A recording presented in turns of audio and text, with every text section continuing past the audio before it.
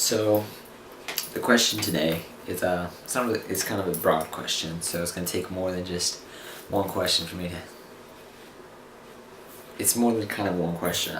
Somebody on Facebook is talking to me after I posted all these videos and tattoos and calls, tattoos and all, and the response was really cool. Thank you guys for taking the time to listen, whether or not you agree. Just taking time to listen. I appreciate that. Thank you.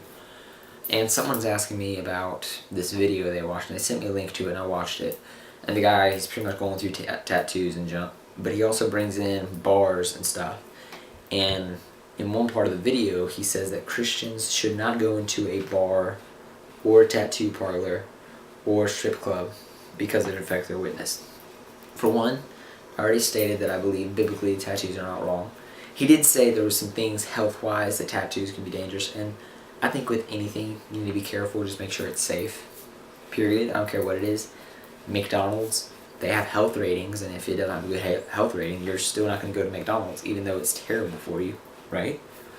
So it's just everything we need to be conscious and be wise in that sense. So tattoos, we already know where I stand on that. But the other thing was going on with bars and strip clubs. For one, as a guy, I do not ever intend to go into a strip club because I know my flesh and I don't trust my flesh. I hate my flesh, and I know that if I were to go into a situation like that, I would fall. My thoughts would be terrible. And so for my own protection, I don't care about what other people think of me, because the fact is I don't represent myself. I am represented by Christ, and what other people say about me doesn't matter. It's about what Christ says. So, like, for my own sake, for my safety, I don't want to go into there, just because I would never go into a strip club because it would kill me. It would kill me. So that's just a no as far as, in that sense you gotta be wise with sin. If you're gonna fall in sin, don't put yourself in position to sin. And so in that sense, I would say no, Christians should not go into strip clubs because it'll kill you. I don't care who you are, that's not good. Don't go. Just for your sake. As far as reputation goes, you need to live your life. Paul wrote to Timothy, I believe it was, and said, live your life in such a way that when people speak bad of you, they look like idiots because everyone knows who you really are. For me, I've come to realize that I don't represent myself, and I'm represented by Christ. Because when we get this idea of representing ourselves, we want all the clothes to make us look cool. We want to do all this so we look cool and all that, and we come across well. But when you don't care about your reputation because you're represented by Jesus, you just start living like Jesus, because that's who represents you. And so, in that sense, as far as reputation, people are going to slander us for our faith. That's in the Bible. So reputation doesn't really matter. We're represented by God. What people think about us doesn't matter. We do need to keep a solid witness, yes, but I'm going to go into that a little bit. As far as bars and stuff, that's where Jesus hung out, essentially. On earth, he hung out with the sinners, the prostitutes, and the tax collectors. They were deemed sinners by the religious people of the day. But the thing is, Jesus had control over himself. He had gained control over his sin nature, so he could be in those situations without falling. So if you come to a point where you can control yourself, to where you can be in a situation and not fall in sin, go for it. Because Christians this is something we fail at. And I fail at it too. It's something I'm working on. We need to be so loving, and we need to hang out with the unlovely, the outcast, and the sinners. We need to hang out with those people, and we need to love them like Jesus did. And so as far as going into a bar, man, I'd go into a bar any day. The only reason I'm not is because I'm not old enough to drink, period. So there's no point in me going into a bar. I mean, even for witnessing purposes, you have a teenager go into a bar, they're just going to be like, okay, this is weird. So in that sense, I think you need to be open to putting yourself in sinful, quote, sinful atmospheres in order to reach the lost, because you need to meet them where they're at. Too often we expect them to come to our churches and not us go to them. And that's the problem. We need to go. Jesus didn't say, wait and then make disciples of all nations. No, he said, go and make disciples of all nations. There's a difference. So as far as that, just be willing to put yourself in situations to where you guard yourself Don't let yourself fall. But also be willing to hang out with the unlovely. Just, I don't care if they cuss, if they're prostitutes, whatever. Love them and treat them like Jesus did. Now, the other issue as far as bars go, like, that should not, if it's just like a bar, that should not affect your witness. It shouldn't. And the thing is, Christians, once again, it's a tradition that we need to break down and we need to study for ourselves. And a lot of times with Christians, we're taught alcohol in general is bad. That's what I was taught growing up. And I understand why I was taught that, but it's okay. So get studying it. And I've studied, the Bible does not say do not drink alcohol at all. Never says that. In fact, it advocates it different places, but it advocates it with wisdom. It says don't get drunk, be wise. The priest in the Old Testament were allowed to drink wine, but as Leviticus 10 says, they could not drink any fermented drink before they went into the temple because they needed to be sober-minded and they needed to be able to tell between what is holy and unholy. So Christians can drink alcohol if they're being wise. And, we see Jesus several times, he drinks, but he never got drunk. And if we can't follow Jesus as an example, if we can't imitate Jesus as an example, we can't imitate anyone. Jesus did this. He told us, listen, I'm going to live in such... he never told us that, but he lived in such a way to be our example. He said, this is a perfect life. This is the good life. He lived perfectly. And he drank. He never got drunk, but he drank. Now, in discussing this with a friend, he pulled up a verse in Proverbs. Let me find it. I should have had it already open, actually.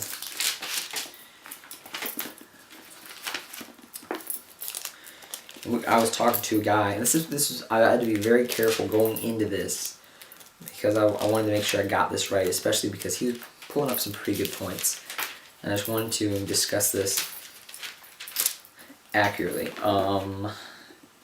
He brought up Proverbs 23:31, no 32, well 31 and 32. It says, "Do not gaze at wine when it is red, when it sparkles in the cup, when it goes down smoothly. In the end, it bites like a snake and poisons like a viper." Now, if you start, and one thing is we got to start reading in context, and we have to kind of back up a little bit, read what's in front of it and what's after it, figure out the context of the meaning. There's very few places in the Bible where you can read one part and then get the entire context. You kind of have to read a whole section. So, for those of you who read this verse, I suggest you read starting at 29 until the end of the chapter, and it's describing someone who is drunk. It's not saying, if you drink a little bit of alcohol, you're just going to go crazy. No, it's talking about someone who's drunk. Because the fact is, studies have shown that there are trace amounts of alcohol in orange juice and Coca-Cola and stuff like that. So if you're going to say don't drink any alcohol, well, you need to go solely water, period. No, nothing else but water, because there's probably trace amounts of alcohol in all those things. Medicines you've had growing up probably had alcohol. NyQuil, Listerine. If you've ever accidentally swallowed Listerine, I have. That's alcohol. It was an accident. It's terrible. I hated it. I'd freak out and start gagging. But that's alcohol. And so if you're going to say don't drink alcohol, well then all those times you've done those little things, well that's alcohol and you're in the wrong. But the Bible never teaches that. It teaches don't get drunk. And I think with anything in life, we need to be wise. And it even goes back to the situation of putting yourself in a situation where you're hanging around people who aren't saved. You can do that, but be wise so that you don't fall. You can drink alcohol, but be wise so that you don't lose your mind and then fall. I think there's a lot of things as far as alcohol goes. You need to weigh the pros and cons. And for me, I'm never going to drink alcohol for personal reasons. Because when I was younger, I made a promise to God that I would never drink alcohol. And it was under the influence of believing that alcohol was a sin. But Ecclesiastes 5 talks about if you make a vow to God, you better keep it. And so for me, that's my mindset. Even though I was just a kid, I made a promise and I got to keep it. And that's cool. I'm totally cool with that, But we got to weigh the pros and cons. Let's say, just kind of think about everything alcohol can do. I know that, let's say you're in pain and the Bible talks about giving someone who has sorrow wine to ease it. And I'm not saying that you drown your sorrows, but it's kind of like painkillers. You got a headache, you take ibuprofen. I mean, stuff like that. I'm not saying you get drunk just to forget about everything. Don't do that. You need to deal with your life and walk through stuff. But there is that certain instance, kind of like ibuprofen. You have a headache, you take ibuprofen just to ease it. But you want to be careful because there are the cons as far as getting drunk and getting addicted, alcoholic. There are cons, and you got to be careful. I would suggest for people who have a family history of alcohol, like alcoholics, I would suggest you stay away from it just to protect yourself. I just think that's wisdom, and that is just protect yourself. Now, I am a runner. I run distance. And from running, exercising, I begin to tell what my body will allow and what it won't allow. And so I can tell you there's a lot of things that dehydrate you that you don't quite notice. So I'm going to give you about 4 liquids just from a exercise stance.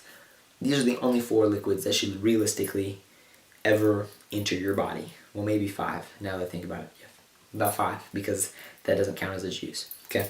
For one, first and foremost, water. Water. Okay. Water is awesome. Tastes like melted ice. It tastes like melted ice. Natural juices. I love grape juice. Like, I get little wine glasses and I act like it's wine. I just think it's funny. I don't know. I'm weird. So natural juices, those are good for you. You got vitamins, minerals. Powerade. Gatorade's not good for you. Like, it dehydrates you more than Powerade does. Just saying, Powerade's better. Milk and chocolate milk. Chocolate milk. I love me some milk. And Coca-Cola.